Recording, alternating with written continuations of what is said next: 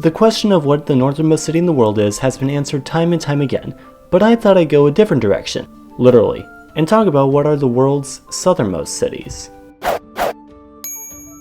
Of course, if we want to find the southernmost cities in the world, we have to know where to look. Now, unlike in the northern hemisphere, answering this question should be a bit easier, as Antarctica is a landmass surrounded by oceans, making it a bit easier to establish towns, cities, and toy factories. In fact, there is actually an Antarctic settlement on the South Pole itself, the American-run Amundsen Scott South Pole Station. But that's a scientific research station, with a summer population of 150 and a winter population of 45. When looking for the northernmost cities, people might use the Arctic Circle as a starting point, but the Antarctic Circle is a terrible starting point, as it fits just snugly around almost all of Antarctica. And to tell you why that's a bad place to look, we must briefly turn the channel's dial over to science. Oh, come on. Come on, please work. Come on, I know it's been a year since I've done this. Please. Perfect. Also, remind me to switch to electric science. You'd think I would have done that a long time ago by now. Antarctica was only discovered and landed on in the 19th century, and I don't just mean by Europeans, I mean basically at all, since Antarctica has no native population. Why not? Well, Antarctica is cold and all, but I mean, it can still support life, and plenty of people live in Greenland and Canada's territories. At the same time though, Greenland and Antarctica are not the same. Not only is Antarctica colder and windier, it is also incredibly dry, actually being the largest desert in the world, as most of it receives just 250 millimeters of rain every year.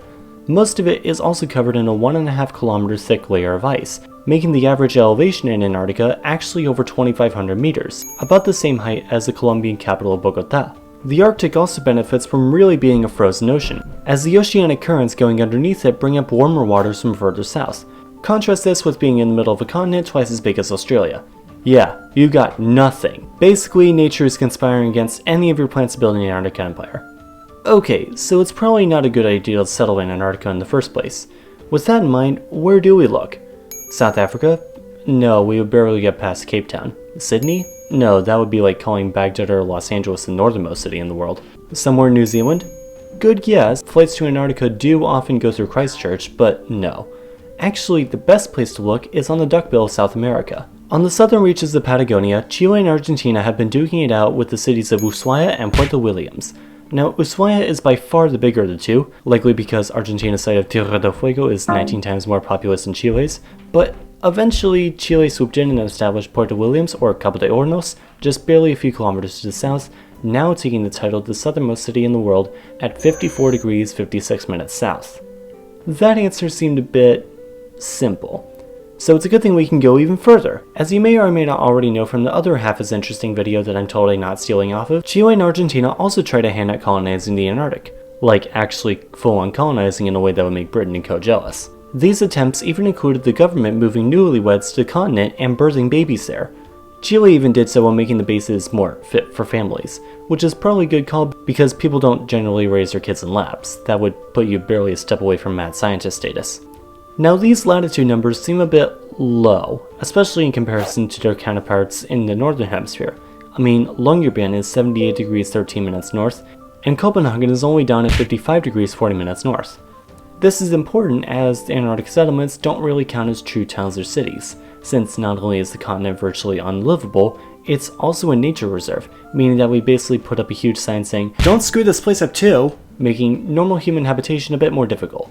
Nevertheless, Chile's Villa Las Estrellas on King George Island is another claim to fame for the country, as it is a civilian settlement populated by 150 people in the summer and 80 in the winter. Hey, say what you want about that being small, but that's barely less than the amount of people at Etchicon this past summer. That place is packed. Located at 62 degrees 12 minutes south, Villa Las Estrellas is the largest of only two civilian settlements in Antarctica, other than Argentina's Esperanza base, located at 63 degrees 21 minutes south. Now, whether or not you want to call these bases towns is debatable, and Wikipedia clearly says no on the issue, so if you're picky about the answer, it's Puerto Williams, Chile.